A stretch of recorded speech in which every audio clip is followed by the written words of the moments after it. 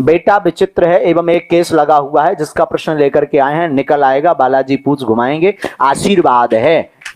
इसमें 40% उसकी भी गलती है, तो बाकी राजनीतिक षड्यंत्र।